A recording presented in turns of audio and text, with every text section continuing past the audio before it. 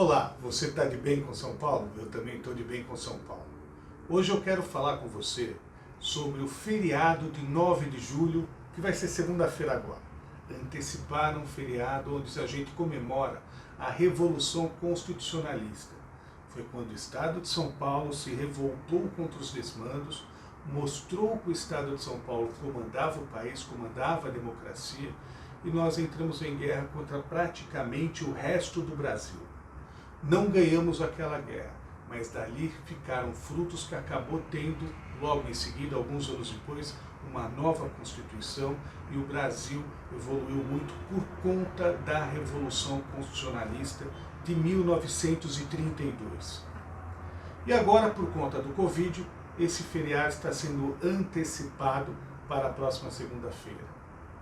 Eu quero perguntar para vocês, será que São Paulo não está perdendo o seu espírito de revolução?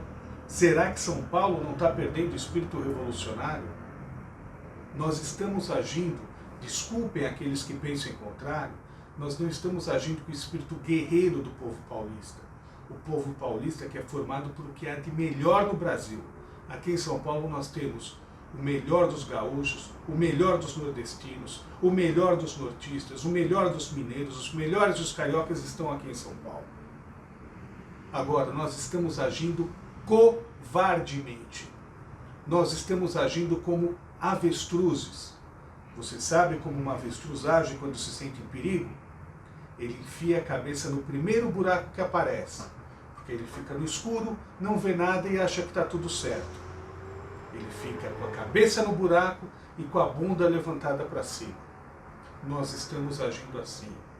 Várias pessoas a quem interessa o caos, várias pessoas a quem interessa o desemprego, várias pessoas a quem interessa que a gente pare de produzir por questões políticas ou por questões financeiras, todas estas pessoas estão criando sustos para que a população de São Paulo haja como avestruzes.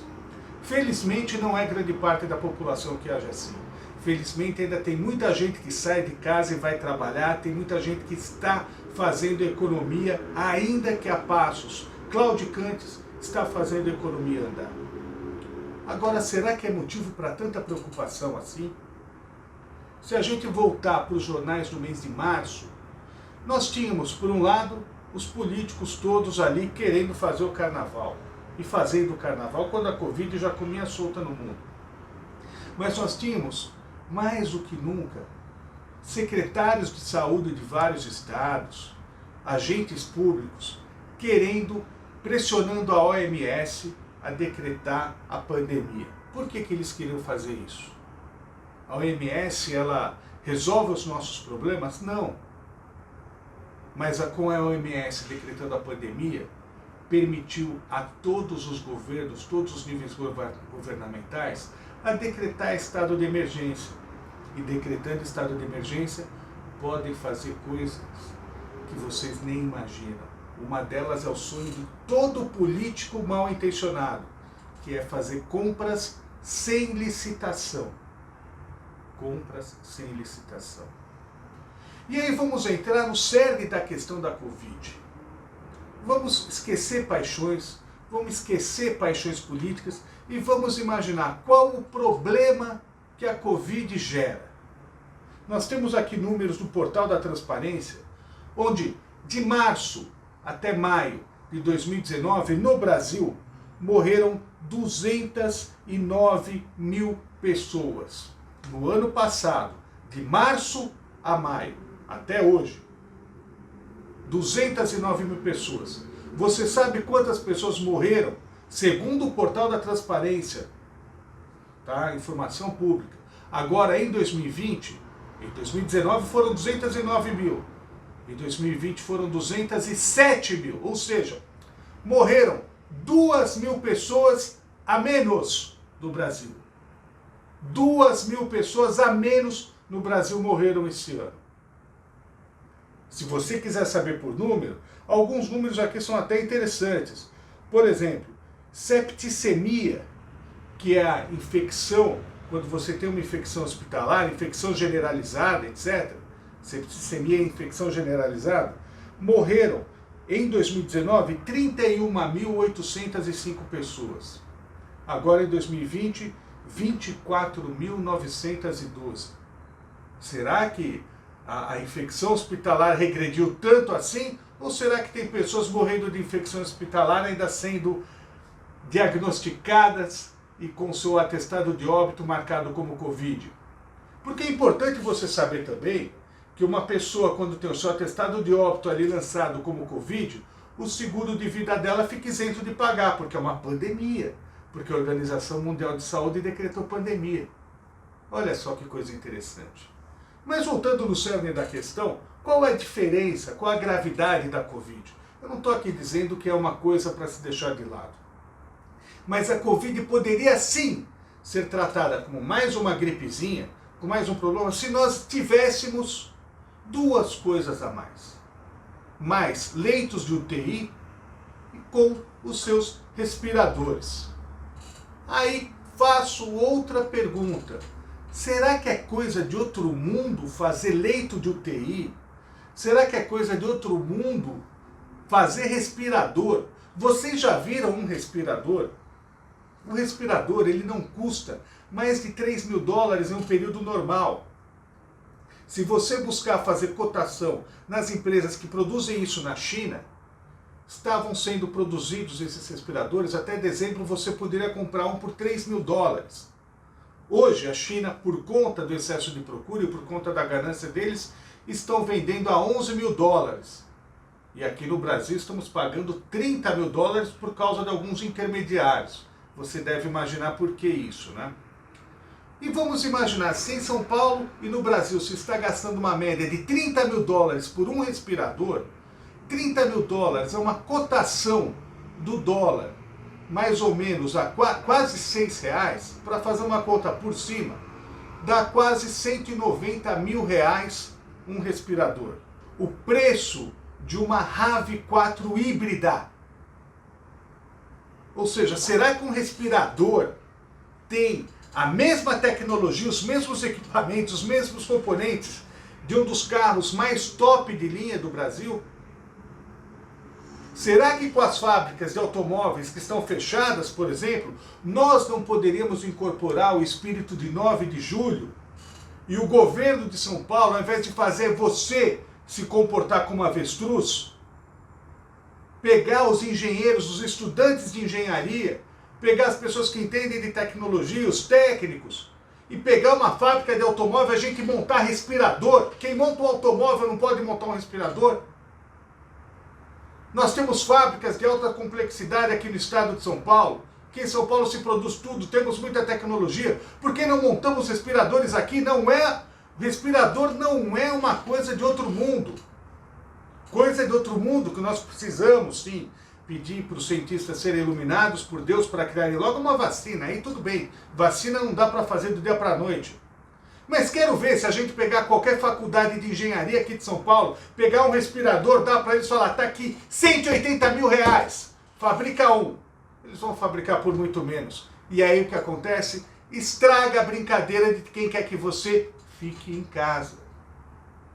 Que você fique em casa como avestruz, com a bunda para cima, e estão colocando em cima de você R$180 mil por respirador, que ainda não chegaram, que estão demorando para chegar. Porque, repito, se houvesse mais 2, 3 mil leitos de UTI, se houvesse mais 2, 3 mil respiradores, não teria tanto problema assim. Onde houveram grandes mortes, casos enormes de mortes, foi quando o sistema hospitalar colapsou, quando os hospitais entraram em colapso. Aí realmente não tem para onde levar as pessoas não têm tratamento, aí morrem em quantidades muito grandes. Mas se o sistema hospitalar não entrasse em colapso, daria para funcionar. E aí, voltando para o estado de São Paulo, para o nosso estado. Faltam leitos de UTI. É verdade, é como se tivesse gente nova governando aqui em São Paulo. Mas você sabia? É bom lembrar que o mesmo partido político governa o estado de São Paulo desde 1982. Estamos em 2020, ou seja, há 38 anos. há 38 anos temos o mesmo grupo político governando o estado de São Paulo. E aí? E aí? Será que em 38 anos não dava para ter mais leitos de UTI? Mas dava para ter leitos de UTI gastando o que estão gastando. Só que o estado de São Paulo deixou de pagar de juros da dívida pública, que teria que mandar para o governo federal, e conseguiu uma liminar para não pagar para o governo federal, são 1 bilhão e 200 milhões de reais que ficaram limpinhos do caixa. Será que com 1 bilhão e 200 milhões de forma honesta não dava para ter construído vagas de UTI, hospitais de campanha com UTI, com equipamentos de UTI? Porque a UTI não precisa de um prédio complexo, nada, é só uma cama, um hospital e alguns equipamentos importantes como o respirador, que estão pagando preço de Tucson, de RAV4 0 km para comprar um aparelhinho que tecnologicamente é simples. Ora, meu Deus, é um absurdo o que estão fazendo. Agora, a economia brasileira, ela sim vai matar. Existem estudos que para cada ponto do PIB que a gente cai, a gente perde 50 mil vidas por conta de outros tipos de doença. Nós vamos cair 5 pontos do PIB esse ano. A nossa taxa de desemprego, segundo a Fundação Getúlio Vargas, vai chegar a 18%. No auge da crise econômica de 2015, que levou o PT à derrocada, o desemprego chegou a 13%. Nós vamos chegar a 18%. Então, a quem interessa essa crise? Será que não é o momento agora? Vamos tentar fazer desse limão uma limonada? E vamos aproveitar o espírito de 9 de julho, que foi antecipado agora para maio, o verdadeiro espírito do estado de São Paulo, o verdadeiro espírito do bem.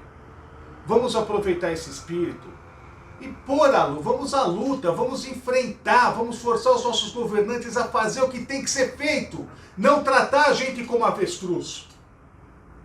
Tratar São Paulo com o espírito guerreiro que merece. Tratar o Brasil com o espírito que se merece. E não com o espírito covarde e oportunista. Estou cansado, como advogado, de ver amigos e clientes meus tendo que demitir funcionários, tendo que vender imóveis, tendo que perder suas coisas, entrando em depressão, ficando doentes.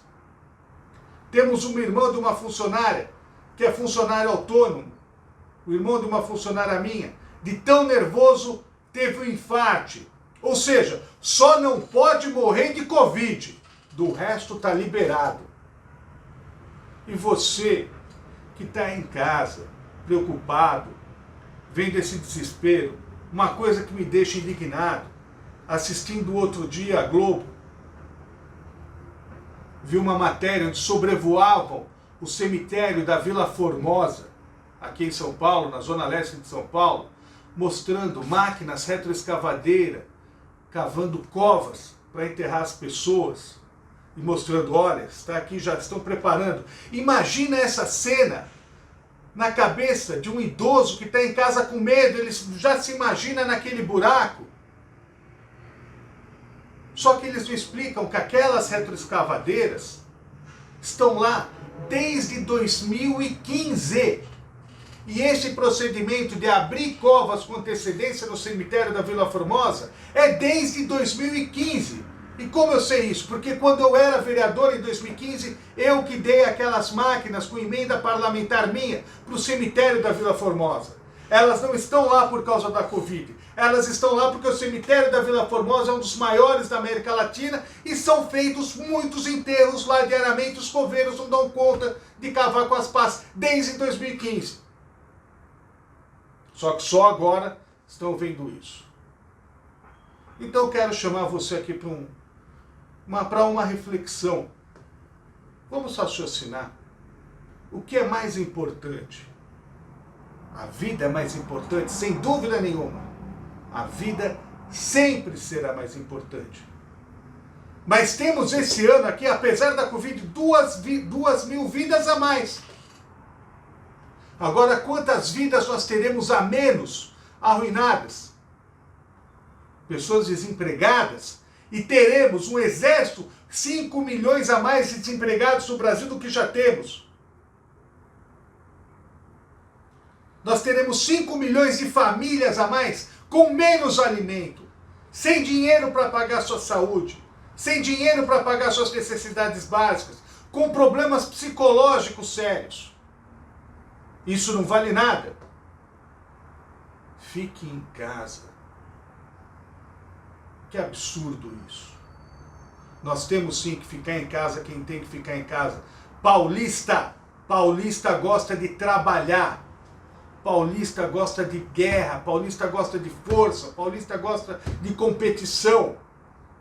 Paulista não foge à luta.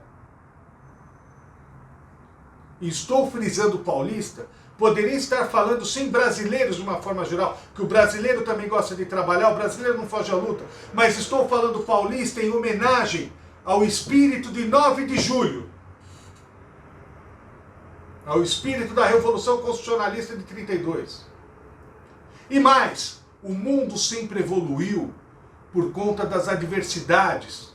O verdadeiro e bom ser humano, ele pega a adversidade e cria uma oportunidade.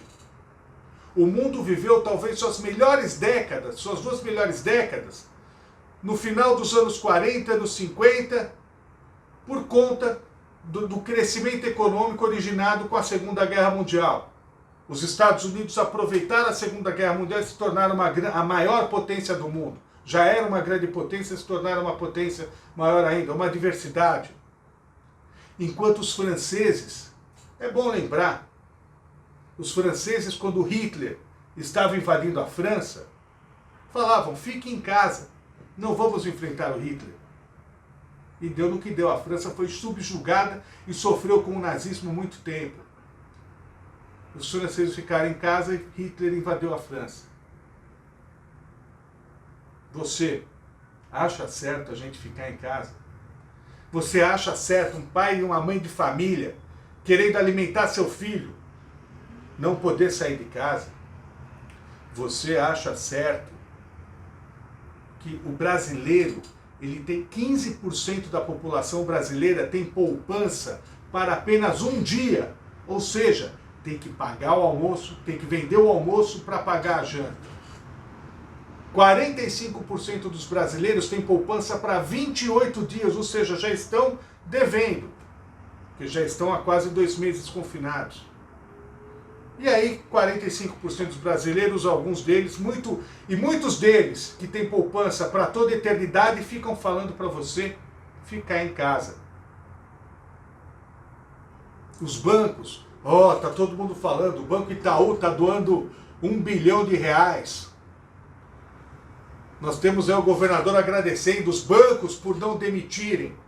Só que os bancos estão indo lá. O governo liberou recursos no BNDES para os bancos a 3,5% ao ano para repassar para as pessoas, para repassar para as empresas. Só que as empresas vão aos bancos e os bancos repassam a 12% ao ano e ainda exigindo garantia real, exigindo imóveis, exigindo garantias que os empresários não têm condições de dar. E aí os bancos repassam esse dinheiro para as grandes empresas ou ficam colocando em cotas especulativas. Como são bonzinhos os bancos. São os avestruz, estão gritando, tratando a gente como avestruz. Põe a cabeça no buraco para nossa bunda ficar para sempre, para eles virem, em cima da gente. Não é certo isso que está acontecendo. É uma doença. Mas a saída, a cura para essa doença, que é a construção, enquanto não se achar uma vacina, é a construção de mais leitos de UTI e respiradores. Será que somente foi liberado muito mais dinheiro para os estados, mas somente com esse 1 bilhão e 200 milhões que se deixou de pagar de juros, já não dava para construir milhares e milhares de leitos de UTI com respiradores? Mas não. Mas não dá. Então, gente, é muito triste. Esse é o primeiro vídeo de uma série que eu estou sendo despertado a fazer por conta da minha indignação com esse assunto. Eu quero pedir para você, reflita, e se você gostou desse vídeo, dê um feedback para a gente, dê um retorno para a gente e divulgue para os seus amigos. Os nossos contatos estão aí, você está vendo agora. Reflita e divulgue, a sua opinião vai ser muito importante. Se você gostou, curta, compartilhe. Se você não gostou, explique para a gente por que você não gostou, para que a gente possa debater. Mas aqui, infelizmente, eu não quero que você fique em casa.